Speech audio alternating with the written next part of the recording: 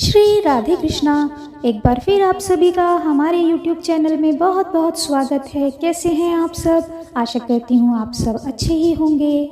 जैसा कि आप सभी जानते ही हैं, मार्गशीर्ष अगहन का महीना चल रहा है और अगहन के महीने का हिंदू धर्म में बहुत ही खास महत्व होता है। कहते हैं कि अगहन का महीना भगवान श्री कृष्ण को अत्यंत प्रिय होता है।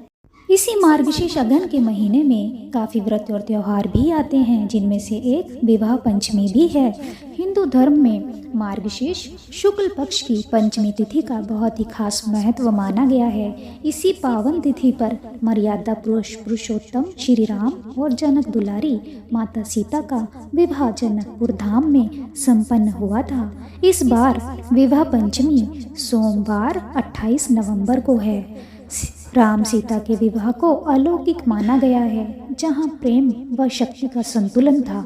जब भी दाम्पत्य जीवन की बात आती है, वहां राम सीता की जोड़ी आदर्श जोड़ी की उपमा अवश्य ही दी जाती है।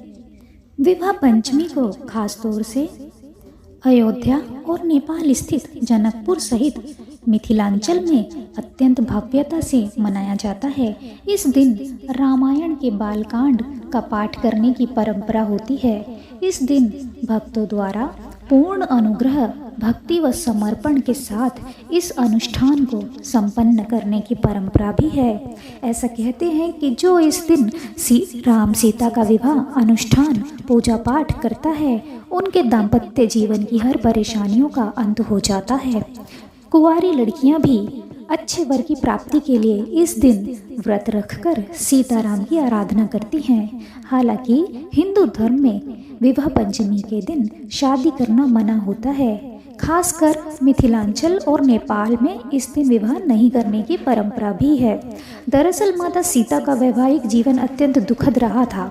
पग पग में उन्हें पीड़ा झेलनी पड़ी थी। शादी होते ही 14 साल तक उन्होंने पति के साथ वनवास में गुजारे थे। इसी वजह से लोग विवाह पंचमी के दिन विवाह करना उचित नहीं मानते हैं। पौराणिक मान्यताओं के अनुसार माता सीता का जन्म धरती से हुआ था। ऐसा कहा जाता है कि राजा जनक हल जोत रहे थे, तभी उन्हें एक बच्ची धरती की गोद से मिली और उसे वे अपने साथ राजमहल में लाए और पुत्री के रूप में लालन पालन किया।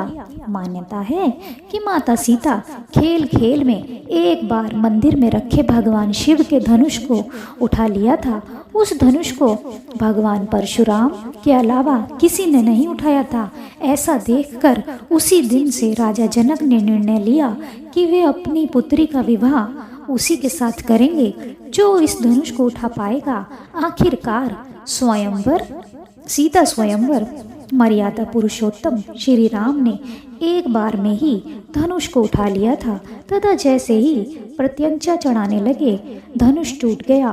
उस तत्पश्चात माता सीता ने उनके गले में वरमाला डाल दी थी। फिर विवाह संपन्न हुआ। ऐसी मान्यता है कि सीता ने जैसे ही राम के गले में वरमाला डाली थी, तीनों लोग खुशी से झूम उठे थे। यही वजह है कि विवाह पंचमी के दिन आज भी धूमधाम से भगवान राम और माता सीता का गठबंधन करके विवाह संपन्न कराया जाता है। जिन लोगों के वैवाहिक जीवन में बहुत ही समस्या आ रही हैं और जिनकी शादी में अड़चने आ रही हैं, उन्हें विवाह पंचमी के दिन व्रत रखकर भगवान राम और माता सीता का विवाह संपन्न करा के उनका आशीर्वाद प्राप्त करना चाहिए। ऐसा करने से वैवाहिक जीवन की समस्याएं दूर होती हैं और शादी में आ रही अड़चनों का निवारण भी होता है। आइए अब आपको बताते हैं विवाह पंचमी के दिन पूजन की विधि। विवाह पंचमी के दिन प्रातः उठकर स्नान आदि से निवृत्त होकर श्री राम का विवाह का संकल्प लेना चाहिए। पूजा स्थान पर श्री राम और माता सीता की प्रतिमा स्थापित करनी चाहिए। उसके बाद भगवान राम को पीले वस्त्र और माता सीता को लाल रंग के वस्त्र अर्पित करने चाहिए। इसके बाद बालकांड में विवाह प्रसंग का पाठ करें। साथ ही साथ ओम जानकी वल्लभाय नमः मंत्र का 108 बार जाप करना चाहिए। इसके बाद माता सीता और श्री राम का गठबंधन कर उनकी आरती करें। उसके बाद भगवान को भोग लगाएं और पूरे घर में प्रसाद को बांटकर स्वयं भी ग्रहण कर लें। पूजन के बाद गांठ लगे वस्त्र को अपने पास सुरक्षित रख लें। ऐसा करके विवाह पंचमी के पूजन विधि पूरी होती है और भगवान श्री राम और माता सीता की असीम कृपा भी प्राप्त होती है। तो ये थी विवाह पंचमी से संबंधित कुछ खास जानकारी। आशा करती हूँ कि आपको वीडियो पसंद आया होगा, और यदि आपको वीडियो पसंद आया है तो वीडियो को लाइक कीजिए, शेयर कीजिए, कमेंट कीजिए, और यदि आप हमारे चैनल पर नए हैं तो कृपया लाल बटन को दबाकर चैनल को सब्सक्राइब कर लीजिए। Thank you for watching.